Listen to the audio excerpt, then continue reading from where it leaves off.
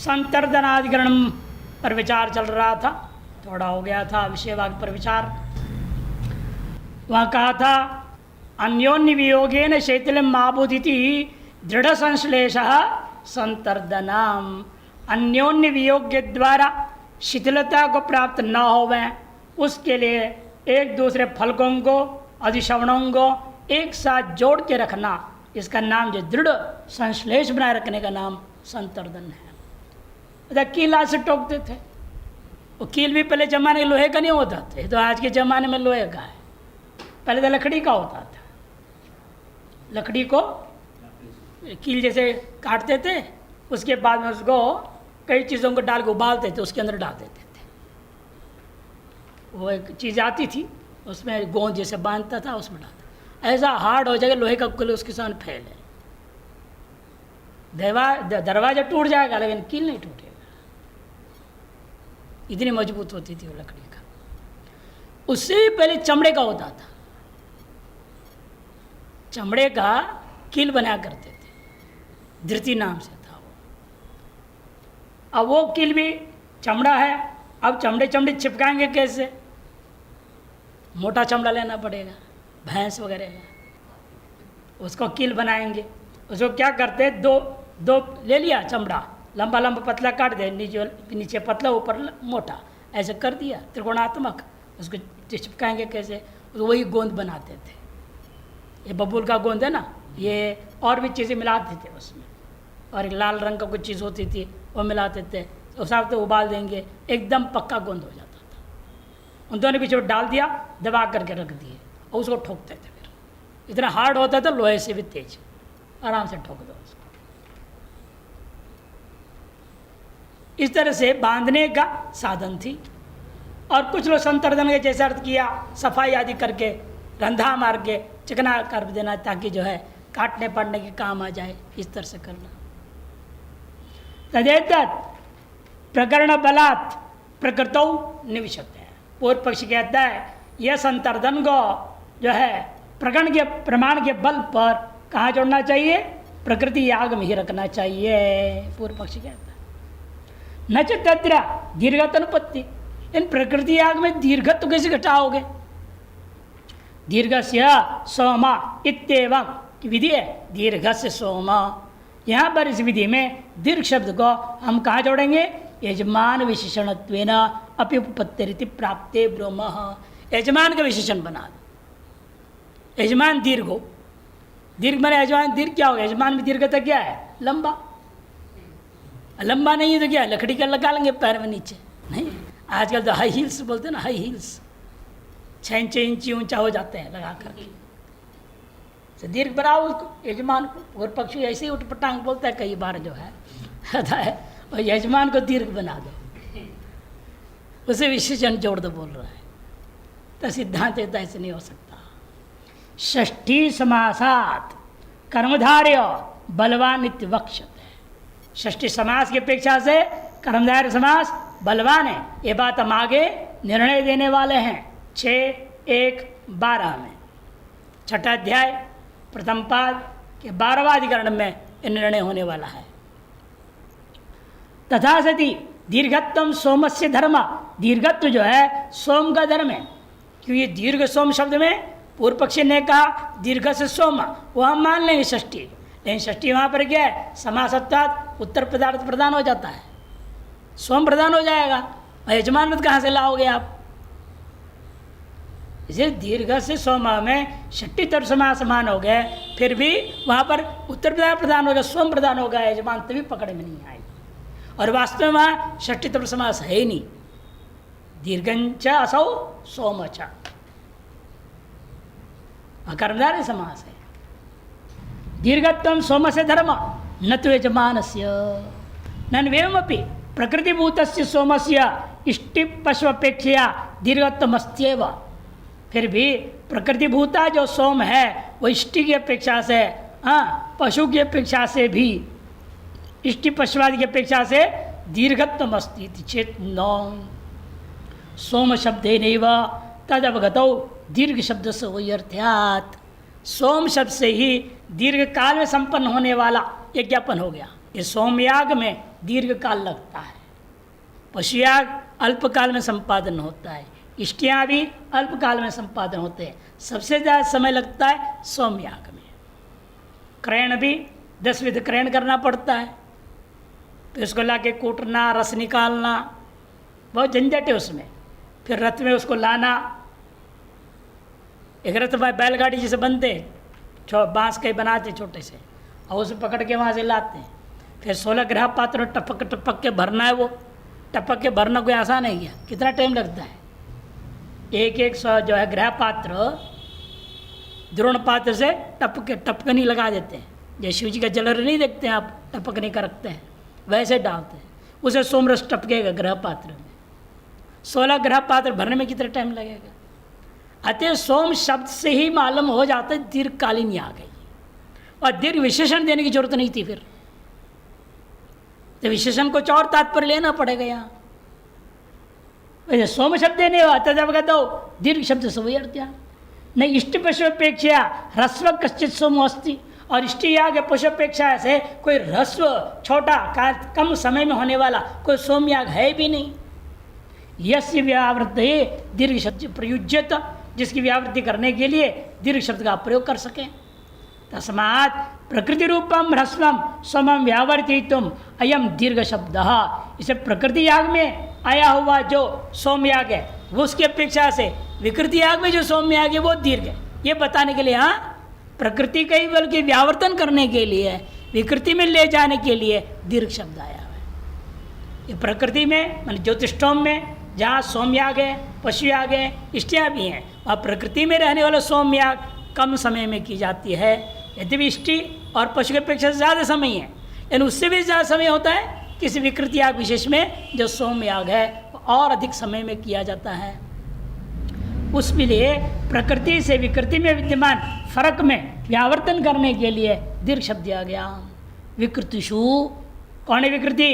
उक्त्यादिषु ग्रहाधिक्येन दीर्घत्वम। देखो विकृतियों में भी उक्ति आदियों में ग्रह पात्र बढ़ता है ना। आपने देखा था, कल ही दिखाया था ना चित्र, 12, 16, 24, 48 तक थे ना। ग्रह पात्र बढ़ते जाते संख्या, और जितनी ग्रह पात्र संख्या बढ़ेगा उतने ही ज़्यादा समय लगना है। से ग्रह पात्र के आधिक्य न दीर्घत्तम द्विरात्रादिषु च आवृत्त्या दीर्घत्तम। और द्विरात्रादियों में बार बार सोम की आवृत्ति भी करोगे उससे भी दीर्घत्व हो जाता है। तस्मात् वाक्येन प्रकरणम बाधित्वा विकृतिषु तन्निवेशा। वाक्य प्रमाण के द्वारा प्रकरण प्रमाण को बाध करके विकृति यागों में उसका प्रवेश करनी चाहिए। प्रकृत हो तो दीर्घ शब्द से बाध पूर्व मुक्ता। और प्रकृति में दीर्घ शब्द का प्रयोजन का कोई व्यर्थ होकर के बाधित हो जाता है। ये पूर्व में हम कह चुके हैं। संतर्दन बाधंच साक्षात श्रूयते। और संतर्दन का भी प्रकृति में बाध साक्षात श्रुत है। हनुवा एते यज्ञस्य यद अधिश्रवणे न संतृणति असंतृण्ये ही हनु इति। ये कहते प्रकृति याग में कहा इनको न संतृणति, इनको कील ठोके मिला के टाइट करना नहीं है, बांधना नहीं है आपने। क्यों? ये हनु के समान है। प्रकृति याग में हनुवा एते यज्ञस्य, यज्ञ के हनु के समान। हनु का मतलब क्या होता है? हाँ, होंठ से संबंध, एक तरह से होंठ से संबंध है ना हिस्सा। ये जो है हनु कैसे होता है? माने एक से हनु से उपलक्षित होंठ, होंठ जैसे अलग रहते, चिपकाते हैं क्या? चिपके तो खाएंगे कैसे आप? से अलग ही रहता है। उसी प्रकार से वहाँ दो अधिश्रवण भी अलग ही रहने देना है। जैसे हनु से उपलक्षित जो अधर बोलते ना, अधर, इसका नाम अधर है संस्कृत, होंठ। हनु से लक्षित है, हनु के समीपस्थ होंठ। जैसे होंठ अलग अलग रहते हैं उसी प्रकार से दोनों अधिश्रवण अलग अलग ही रहना है, उसको जोड़ना नहीं है। ये प्रकृति याग में स्वयं संतर्दन का तो निषेध ही कर दिया, वह अन्वय कैसे करोगे प्रकृति याग में? हनुवा एते यज्ञस्य दधिश्रवणे न संतृणति असंतृणे ही हनु। कि लोक में भी हम देख रहे हनु कैसा है? असंतृण है, जुड़ा हुआ नहीं। किसी से भी बंधा हुआ नहीं है वो, उसी प्रकार से इति तस्मात् न प्रकृतो निवेश, प्रकृतियाग में इसका निवेश नहीं होगा, किंतु विकृत्याग में स्वंगत्वेन अन्वय किया जाएगा। सप्तदशाधिकरणम मारचेति, 17वाधिकरण है, इसका नाम है प्रवर्ग्याधिकरणम, प्रवर्ग्य अधिकरण, प्रवर्ग्याधिकरणम। न प्रवृंज्यादाध्ययज्ञे कर्तौ सो अनुतिष्ठता उत प्रतिषेध कर्तौ युक्त उक्ता ह्यस्याद्ययज्ञता प्रवृणक्ति उपसद्भ्यः प्रागिति वाक्यात् कर्तौ विधेहे आद्य प्रयोगे प्राथम्यात् निषेधः क्वचिदेव सः। न प्रवृत्त्यादाद्यज्ञे मंत्र है, ज्योतिषम प्रकरण का है, प्रवर्ग का नामक कर्मकांड के प्रकृति में ये श्रुत है। न प्रथम यज्ञ प्रवृज्यादिति, प्रथम यज्ञ में, आद्य यज्ञ में प्रव्रजन न करे, न प्रवृज्यात, ये कहा गया। अब ये कर्म कहाँ हम जोड़े, कहाँ इस निषेध को ले जाएं? कहते कृतौ स्वनुष्ठितौ उत प्रतिषेध, कर्तव्य में उसके अनुष्ठान किया जाए या उसके कर्तव्य विशेष में निषेध किया जाए, समग्र याग में किया जाए या संकोच करके एक विशेष में ही ले जाओ। पूर्व पक्षित है कर्तव्य युक्ता, पूरे कर्तव्य में जोड़ दो। क्यों? उक्ता ही अस्य आद्य यज्ञता, या कर्तव्य शब्द से लेना है इस श्लोक में ज्योतिष्ठोम याग, कर्तव्य शब्द का अर्थ या ज्योतिष्ठम, और ज्योतिष्ठम के बारे में लिखा है सभी यज्ञों में सर्वप्रथम यज्ञ है ज्योतिष्ठम। अच्छा, प्रथमत्व यज्ञ ज्योतिष्ठम में कहा गया है, या आद्य शब्द का, प्रथम शब्द का, तो उसका अर्थ भी ज्योतिष्ठम ही लेना चाहिए। इसे पूरे ज्योतिष्ठम याग में उसको जोड़ देना। सिद्धांत है नहीं, प्रवृणक्ति उपसद्भ्य प्राग, उपसद्भ्य प्राग प्रवृणक्ति कहा है। इसीलिए इति वाक्य प्रमाण के आधार पर कर्तव्य विधेहे आद्य प्रयोगे प्राथम्याद निषेध क्वचिदेव सा। कर्तव्य विधि में भी, ज्योतिष्ठम में भी अनेक इष्टियाँ हैं, अनेक याग हैं, उनमें से जो आद्य उतने मात्र में सीमित कर दो। उनमें भी आद्य में, उसमें भी उपसद से पहले भाग में इसको करना चाहिए निषेध को। इसे वाक्य प्रमाण के आधार, प्रकरण प्रमाण से नहीं लूँगा ज्योतिष्ठम संपूर्ण में, किंतु वाक्य प्रमाण के आधार पर कर्तव्य विधेय है आद्य प्रयोग है। आद्य प्रयोग कौन है यहाँ पर? उसमें अग्निष्टोमी है, अग्निष्टोमे प्रवृत्ति अंत में कहेंगे। जैसे ज्योतिष्ठम के अनेक यागों में, इष्टियों में प्रथम इष्टि है अग्निष्टोम, उसी में ही होगा। उस लिस्ट में भी वही था, प्रथम तो अग्निष्टोम का ही नाम था ना, 7 प्रकार में से अग्निष्टोम ही पहला है, जैसे 12 ग्रह पात्र है। उसके बाद उक्त्य 15 है, षोडशी 16, अतिरात्र 20, क्रम है। सर्वप्रथम कौन है यहाँ? अग्निष्टोम ही है, उसमें क्रम में भी अतः उसी में अन्वय करना चाहिए इसको, सभी में नहीं। प्रवृणक्त्युपसद्भ्य प्राग इति वाक्य प्रमाण से कर्तव्य विधेय है आद्य प्रयोग है। उसी ज्योतिष्ठोम प्रकार याग के विधि में जो आद्य प्रयोग है, आद्य प्रयोग कौन है? अग्निष्ठोम, उसी में ही प्राथम्याद प्रथमत्व को ग्रहण करते हुए क्वचिदेव उस एक याग विशेष में ही केवल निषेध लागू होगा, अन्यत्र नहीं होगा। ज्योतिष्ठोम में प्रवर्गाख्यं कर्म प्रकृत्य श्रूयते, ज्योतिष्ठोम याग में प्रवर्ग नामक कर्म विशेष का आरंभ करके ये बात कहा गया। क्या कहा? न प्रथम यज्ञ प्रवृंज्याद इति, प्रथम यज्ञ में यह प्रवर्ग कर्म नहीं करना।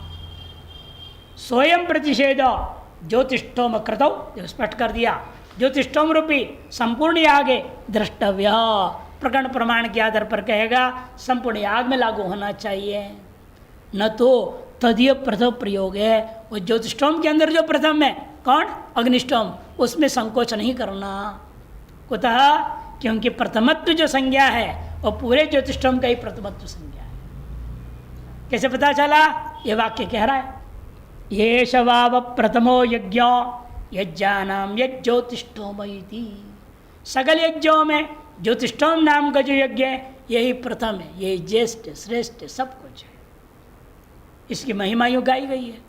अच्छा, प्रथमत्व ज्योतिष्ठम में कहा गया, यहाँ भी प्रथम संज्ञा आया है इस वाक्य में भी, प्रथमे न प्रवृंज्यात। अच्छा, प्रथम से किसको लूँगा? पूरे ज्योतिष्ठम को ले लूँगा। इति तस्य प्रथमत यज्ञत्व अभिधानात् इति चेत मैवम इन पुरस्ताद उपसदाम प्रवर्ग्यम प्रवृणक्ति इति वाक्य। क्या कहा? उपसदृष्टियों से पहले प्रवर्ग कांड, जो प्रवर्ग नामक जो आपका कर्म है उसको प्रवर्जन करें। इति वाक्य न क्रतौ प्रवर्ग्य से विहितत्वात्, वाक्य में क्रतु के अंतर्गत प्रवर्ग का विधान किया गया। न च विधि निषेध वाक्य समान बलत्वाद अनिर्णय। फिर जहाँ विधि है वही निषेध भी लागू हो गया ना, दोनों एक ही जगह कैसे हो? विरोधी बातें हो गई, करो भी और ना करो भी। तो पूर्व पक्ष तो अच्छी बात है, फिर ऐसा तो विकल्प करो, मर्जी छोड़ो यजमान पे। न च विधि निषेध वाक्य समान बलत्वाद अनिर्णय इति न। क्यों? निषेध वाक्य प्रथम शब्देन निषेधस्य प्रयोग परत्व निर्णयात्। निषेध वाक्य में प्रथम शब्द के द्वारा निषेध का ही प्रयोग परकत्व निर्णय होता है। प्रथम द्वितीय आदि शब्द, क्योंकि प्रथम द्वितीय तृतीय इत्यादि शब्द हमेशा किससे जुड़ते हैं? क्रियाओं से। पूर्व पक्ष कहना है सब बातें। पूर्व पक्ष कहता है प्रथम द्वितीय आदि शब्द क्रियाया आवृत्तवेव मुख्य, क्रिया आवृत्ति में ही मुख्य प्रयोग होता है। और द्रव्यादि आवृत्ति व्यक्ति का बोध कराने प्रथम पुरुष को ले आओ, है ना। आपके प्रथम पुरुष, मध्यम पुरुष, उत्तम पुरुष व्याकरण भी बोलता है। और क्रिया से क्या लेना देना? व्यक्ति से है। त्वम को है ना मध्यम पुरुष कहा जाता है, अहम को उत्तम, युष्मत से जो है मध्यम, अस्मत से उत्तम पुरुष, और तदन्य जितने भी सात होते वगैरह वो क्या हो जाते हैं? प्रथम पुरुष। प्रथम तो द्रव्य के लिए प्रयोग हो रहा है, लेकिन इसलिए मुख्यतया क्रिया में प्रयोग होता है, ये पूर्व पक्ष कहता है।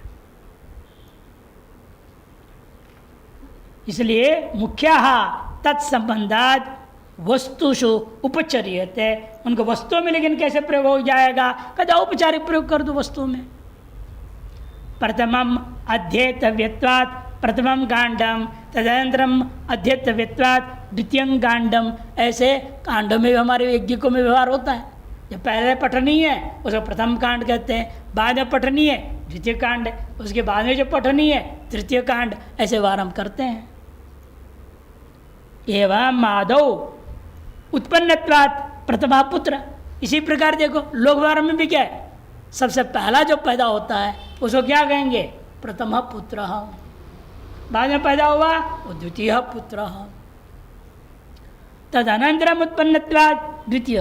तथा सति प्रयोग क्रियाया आवृत्ति विशेषे प्रथम शब्दों मुख्य। प्रयोग क्रिया में आवृत्ति विशेष में प्रथम शब्द मुख्यार्थ में होता है।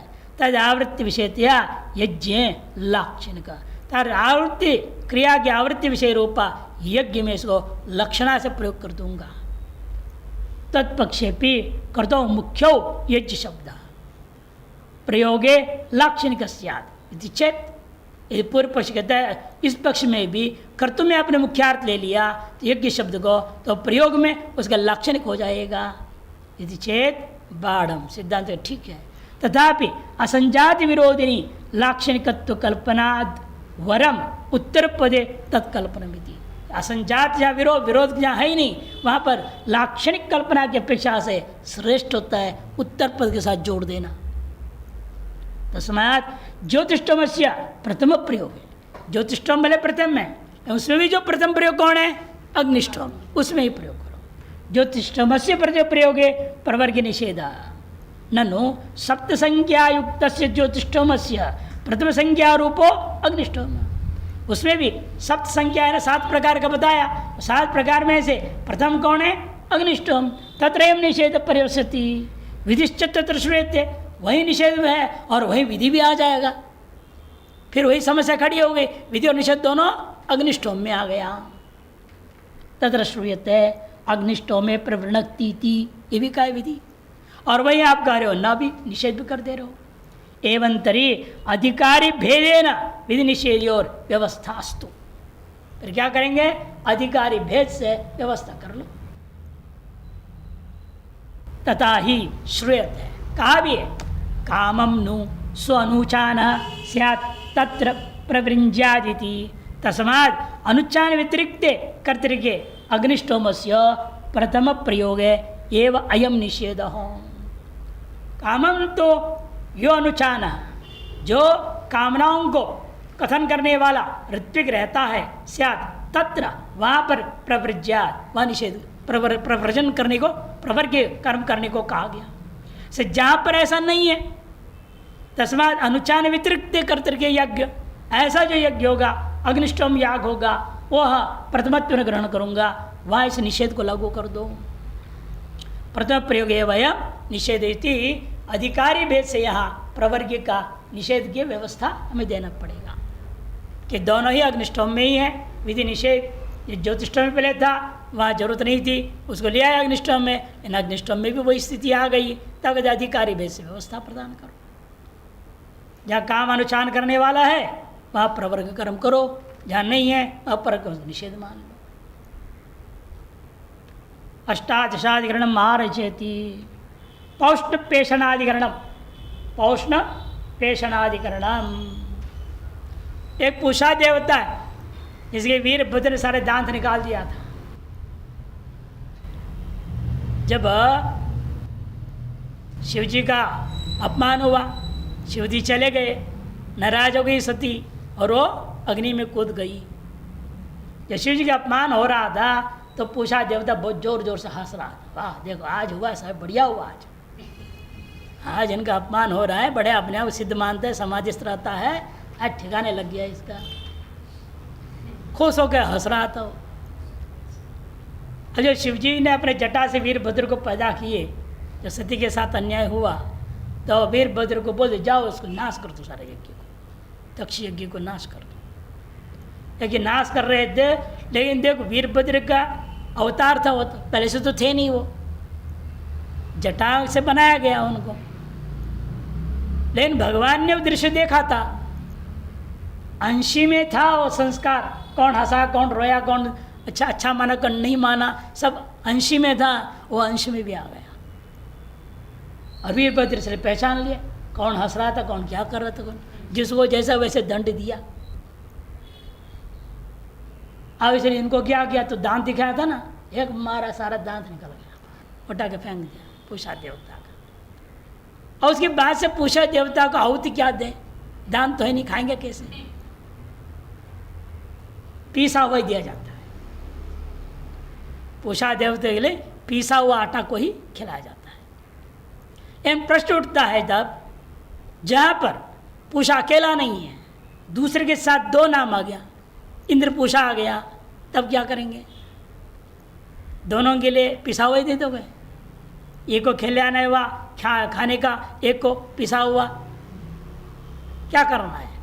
इस पर विचार किया जा रहा है कि आपने पहले कहा द्विदेवत्व जहाँ होगा वहाँ पर एक को लेकर व्यवहार नहीं होगा, दोनों के एक पृथक देवता ही माना जाए, ये कहा था ना। इंद्र का इंद्रस्वम को जो पीने की बात आई थी, वहाँ पर आया था ये बात, इंद्र वरुण आदि में नहीं करना, वैसे उस मंत्र की अनुवृत्ति नहीं होगी, इसलिए यहाँ भी बोल देगा। फिर केवल पूषा के लिए तो पिसा हुआ दो, इंद्र पूषा जहाँ पर वहाँ मत दो। उसके लिए आरंभ हो रहा है पौष्ण पेषण आदि। पेषण मैंने पीसना। प्रपिष्ट भाग पूषेति प्रकृतो विकृता उत इष्टि प्रकरणादेव प्रकृतो विनियुज्यते संतर्दनादिवद्वाक्यात् विकृतौ पूष संभवात् सिद्धस्य पुनरप्युक्तिर अधिकस्य विवक्षया। प्रपिष्ट भाग पूषा एक कह दिया, ये पीसा हुआ भाग है वो पीसा हुआ पूषा देवता को देना चाहिए। यह आपके अनुसार प्रकृति याग में जोड़ा जाए या विकृति याग में जोड़ा जाए? प्रकृतो विकृतो उत। पूर्व पक्ष कहता है इष्टि का प्रकरण में पठित है, प्रकरण प्रमाण के आधार पर प्रकृति याग में इसका विनियोग होना चाहिए। पूर्व पक्ष नहीं, संतर्दन आदि के समान पूर्व अधिकरण विचार हुआ, विकृति में ले गए थे आप वाक्य प्रमाण के आधार पर, यहाँ पर भी कहते हैं संतर्दान के बाद वाक्याद विकृतौ पूष संभवा। विकृति में यदि द्विदेवता है, इनमें पूषा शब्द आया है, इसे पूषा के लिए अलग पृष्ठ ले लेना। सिद्ध से पुनरअपयुक्ति, इनमें तो पहले से है, तो फिर दोबारा उक्ति क्यों हो रही है? तो अधिक से विवक्षा, कुछ अधिक कथन करना चाहते हैं। अधिक क्या कथन करना चाह रहे हैं ये अगला अधिकरण में बताएंगे, इस अधिकरण में नहीं। 10 मास प्रकरणे श्रूयते तस्मात् पूषा प्रपृष्ठ भागो अदंत को ही इति। इसलिए पूषा को प्रपृष्ठ भाग देना चाहिए, प्रकृष्ट रूपेण पिसा हुआ, एकदम गुलुम गुलुम अंदर ले जाए, पी जाए, सब चबाना न पड़े। क्यों? अदंत को ही, क्योंकि बिना दांत वाला ही देवता वेदांती है, ये बिना दांत वाला है। तत्र दंतरहित पूष्ण पृष्ठभागत्व संतर्दन प्रतिपादनादिवत सिद्धांत। जो पूषा के लिए पृष्ठभाग जो कहा गया संतर्दन के प्रतिपादनादि के समान, यहाँ भी पूर्व पक्ष उत्तर सब समझ लेना सिद्धांत। तथापि उत्तराधिकरणे तस्मिन्नेव विषय विशेषम वक्तुम यह प्रस्तुयते। उत्तराधिकरण में उसी का विशेष कुछ कथन करने के लिए चांद के बीच में यह अधिकरण आरंभ किया गया है। विषय तो बिल्कुल संतर्द के समान है और प्रकृति याग में डालना चाहता है, उसे विकृति में वाक्य प्रमाण के द्वारा प्रकरण प्रमाण को बात करके विकृति याग में अन्वय करना। बाकी पूर्व सिद्धांत सब वैसे का वैसा है। इन्हें विषय वाक्य को अलग क्यों किया? केवल कुछ अधिक बोलना चाहते हैं।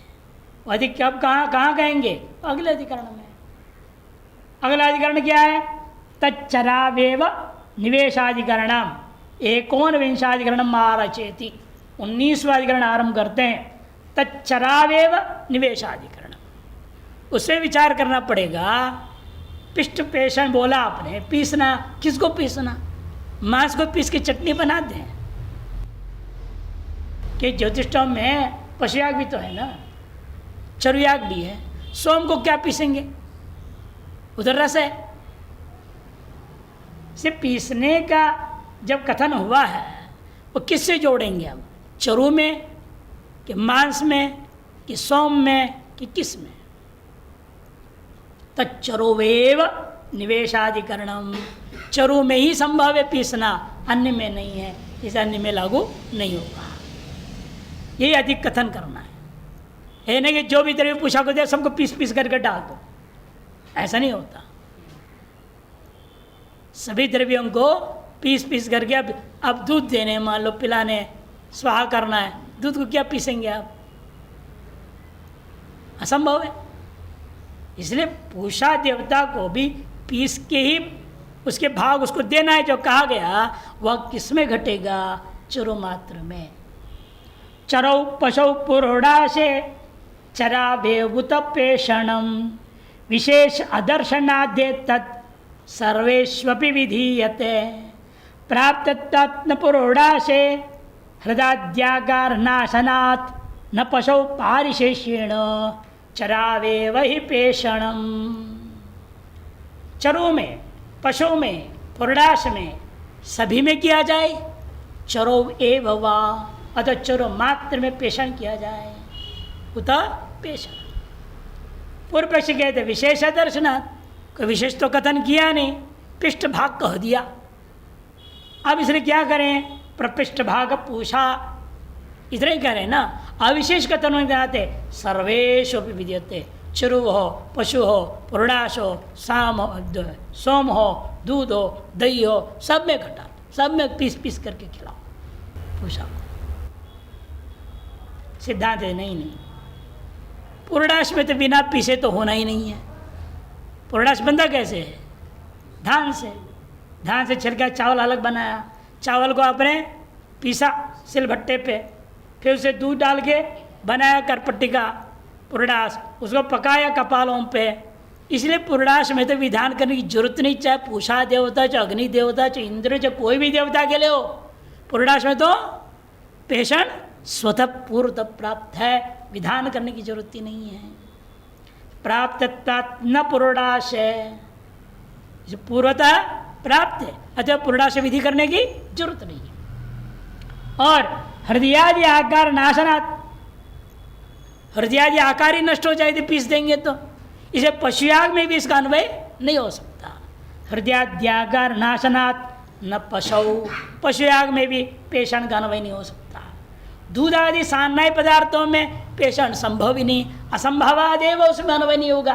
घी को पीसो, दूध को पीसो, दही को पीसो, ये हो ही नहीं सकता, अतः उस असंभवादेव अन्वय नहीं होगा। फिर बचा गया एकमात्र चरु।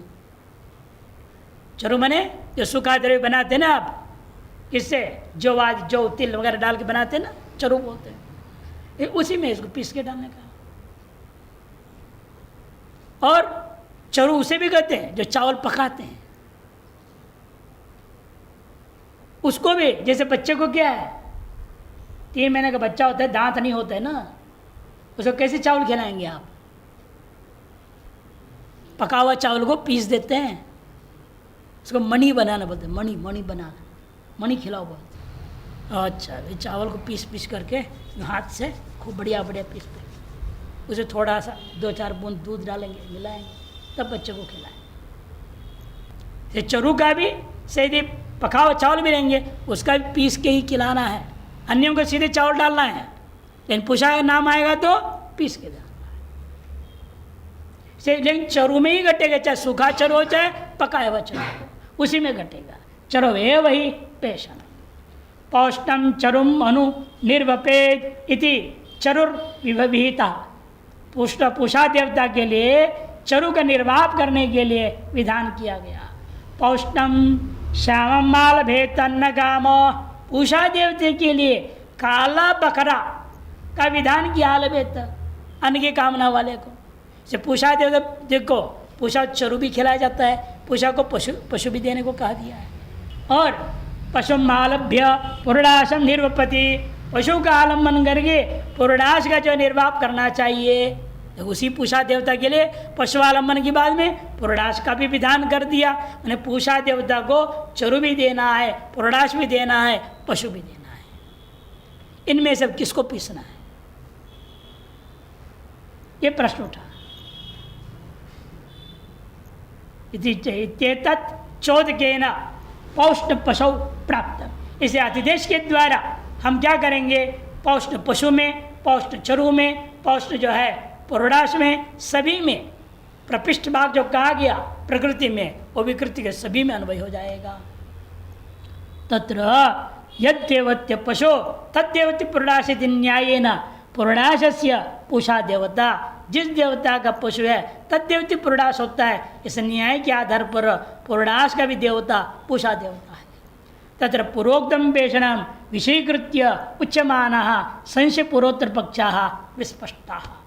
इस तरह से इस पूर्वोक्त प्रकृतिगत पेषण जो विकृति में आया है, ये विषय करके उच्यमान जो संशय है पूर्व पक्ष और उत्तर पक्ष श्लोक में स्पष्ट है, इस उसकी व्याख्या नहीं कर रहे हैं। स्पष्ट का मतलब क्या, श्लोक में बोल दिया था, पूर्व पक्ष ने कहा विशेष कथन नहीं है, सब में सबको पीस करके खिलाओ पूषा को। तो सिद्धांत नहीं, पुरुडाश में तो पहले पीसना प्राप्त ही है, पुनर्विधान करने की जरूरत नहीं है।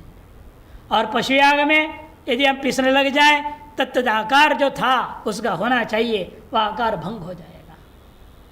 और सान्नाय में असंभव है, अतः बचा चरु, से चरु का ही पेषण होगा, ये सिद्धांत है।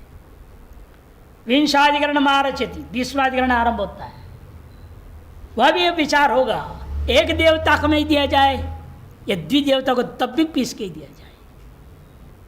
एक देवता में तो पीस के देना ही है, बेचारे से एक अकेला पूषा देवता से दान तो ही नहीं ना, ये उसको तो पीस के देना ही देना है, लेकिन द्विदेवता में भी देना है कि नहीं देना है। तदेक देवत्वे निवेशाधिकरणम, यह अधिकरण आरंभ होगा। तदेक देवत्वे निवेशाधिकरण, न तो द्विदेव। द्विदेवके किम पिंस्यात् उत पूषैक देवके, द्विदेवके तत्पूष्णः सत्वात् पेषण भागिनः, देवता विफलत्वेन पेषणम न प्रयोजयेत यागस्य तत्वे भागोक्तेर न यागांतरगामित। द्विदेवक यागों में जब पूषा होगा वहाँ भी पीसना चाहिए, उता जब पूषा अकेला देवता हो वहाँ पीस के खिलाना है। ये संशय हुआ। पूर्व पक्ष कहता है 2 देवता के साथ हो, 3 देवता के साथ हो, पूषा भी साथ में है, वो दांत तो तब भी नहीं रहेगा ना। इंद्र के साथ खड़ा हो गया तो दांत आ जाएंगे उसको, तभी दांत तो नहीं रहेगा। तो इसलिए इंद्र के साथ पूषा है, उसको जब हम देंगे तो पिसा वही देना चाहिए, पूर्व पक्ष कहता है। द्विदेवकेपि तत्पूषणा सत्वात् पेषण भागिनः, और पीस करके ही उसका भाग उसको देना चाहिए। सिद्धांत नहीं। द्विदेवता में से द्विदेवता का नाम हम लेते हैं, इनके यहाँ क्या है? मंत्रमय देवता है, 2 आदमी नहीं है। पहले विचार आया था ना, खाते तो है नहीं है। यहाँ जो स्वाहा करना अग्नि में डालना है उनके लिए खाना है, अलग कुछ नहीं। से दांत होना ना होना इसे कोई लेना देना नहीं है यहाँ पे। भले कथा के अनुसार दांत नहीं से पिसा हुआ कहा जाता है, लेकिन वास्तव में देवता विफलत्वेन, दिव्य देवता में से एक एक पृथक कर दोगे वो व्यर्थ हो जाएंगे। अकेला हो ही नहीं सकते कि मंत्रात्मक देवता के मंत्र को टुकड़ा करेंगे, अलग अलग पाठ करेंगे क्या? देवता के मंत्र को अग्निशोम है, अग्निशोम है तो अग्नि के लिए अलग बोलूंगा, सोम के लिए अलग बोलूंगा क्या? एक साथ ही पाठ होगा, वो अलग अलग पाठ नहीं किया जा सकता। इसलिए यहाँ पर भी इंद्रपूषा आदियों में भी, सोमपूषा, इंद्रपूषा आदि में भी अलग अलग पाठ नहीं हो सकता। अच्छा, अलग अलग उनको द्रव्य नहीं दिया जाएगा। देवता विफलत्वेन पेषणम न प्रयोजयेत। अतः दूसरी बात यह भी है, याग में प्रयोजक कौन होता है? यागे त्यागना, स्वाहा करना, उसे प्रयोजक देवता नहीं है। देवता को उद्देश्य मात्र कर रहा हूं, त्यागता हूं क्या? द्रव्य को। जब प्रयोजक मुखी कौन है? द्रव्य, न कि देवता। इसे कहते हैं देवता विफलत्वेन पेषणम न प्रयोजयेत यागस्य तत्वे भागोक्ते। याग ही वास्तविक है यहाँ पर। क्यों? कैसे पता चला? भाग शब्द आया ना, भाग का मतलब उनकी आहुति, आहुति तो याग में होगा। इसीलिए जो देवता यागस्य तत्वे भागोक्तेर न यागांतर गामित, और यागांतर में ले भी जा भी नहीं सकते उसको। जिस देवता के याग में है तो जिस देवता के याग में ही उसका प्रयोग होगा, अन्यत्र लेके भी नहीं जा सकते। अतएव पेषण नहीं होगा। राजसूये श्रूयते, राजसूय याग में की विकृति में आया है सोमा पौष्णम चरुम निरूपति, इंद्रा पौष्णम चरुम निरूपति। इस प्रकार से राजसूय याग के रूप में, विकृति यागों के रूप में ये पाठ आया। यहाँ द्विदेवता के देखो, सोमपूषा और इंद्रपूषा, इंद्र और पूषा, सोम और पूषा, द्विदेवता जो विकृति याग विशेष में चरु का निर्वाप करने बोला। वहाँ चरु का पेषण होगा कि नहीं होगा? पूर्वाधिकरण के अनुसार पूषा देवता के लिए चरु पेषण होना चाहिए, या भी चरु पेषण होना चाहिए, पूर्व पक्ष कहेगा। तत्र द्विदेवके भी चरो पृष्ठभाग पूष्णः सत्वात् पेषणम पूषार्थम कर्तव्यमिति चेत। द्विदेवता होने के बावजूद भी उस चरु में पृष्ठ का भागी पूषा देवता भी होने के कारण से पीस करके ही उस पूषा देवता के लिए हवन करना चाहिए। यदि चेत तत्र वक्तव्यम। वह पहले पूर्व पक्षी को विकल्प प्रश्न डाल करके पूछूंगा, किम पेषणस्य देवता प्रयोजका किम वा यागा। पीसना किस लिए? पीसने के प्रति प्रयोजक कौन है? देवता प्रयोजक है या याग प्रयोजक है? और आप कहोगे भाई दांत नहीं था, आपने कहानी सुनाया है, इसे देवता ही प्रयोजक है, बिना दांत के चबाएगा कैसे? इसे देवता को ही प्रयोजक मानना चाहिए, ये पूर्व पक्ष कहेगा। तो सिद्धांत के दिन नहीं, याग या प्रयोजक है कि देवता तो खाते ही नहीं, बात और आगे निर्णय आने वाला है। उनका शरीर ही नहीं है तो खाएंगे क्या? दांत को होने न होने की बात कहाँ से आ रही है? उनके शरीर ही नहीं होता। विग्रहाधिकरण आएगा ना, विग्रह हविषाम होगा, पांचों चीज नहीं मानते देवताओं के, नहीं मान सकते। तत्र वक्तव्य किम पेषण से देवता प्रयोजका किम वा याग न आद्य याग मंत्रेण केवल देवता फलजनकत्व भावना, कि याग के बिना केवल देवता आपको फल उत्पन्न करने वाले नहीं है। अतएव पेषण प्रयुक्तम न भवति, से पेषण के प्रति प्रयोजक देवता नहीं हो सकता। पौष्णस्य यागस्य पेषण प्रयोजकत्वेतु तत्पेषणम द्विदेव के यागांतरिगंतुम नारति।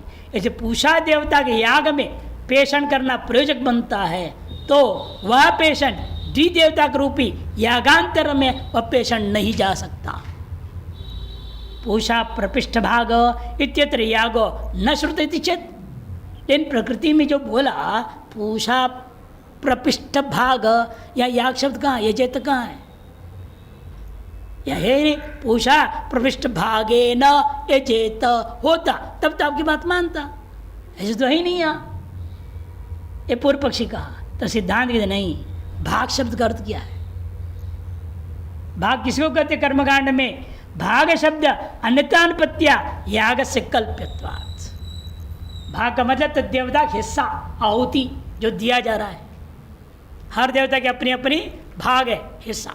ये रुद्र भाग है, एक क्षेत्रपाल का भाग है, यज्ञों में होता है, वो भाग उनको देना चाहिए।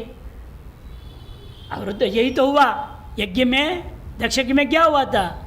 शिव जी और रुद्र को जो देना चाहिए देने को तैयार है। दामाद को क्यों दूंगा? दामाद को मैं देवता नहीं मानता, इसलिए उसने दामाद को रुद्र भाग नहीं दिया।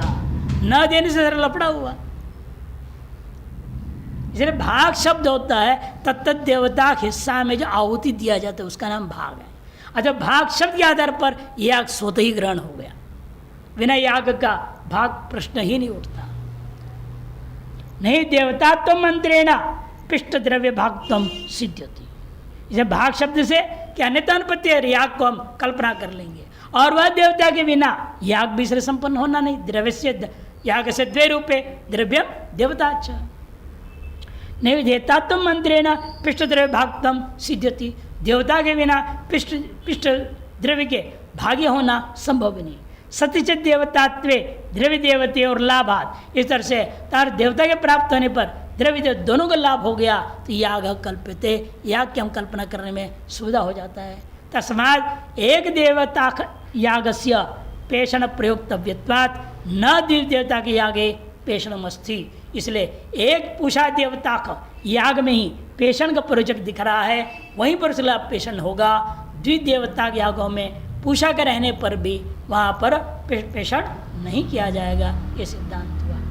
इति माधवीय जीवनी न्यायमालायां विस्तरे तृतीयाध्याय से तृतीय पाद परिपूर्ण हो। तृतीय अध्याय के तीसरा पाद पूरा हो जाता है।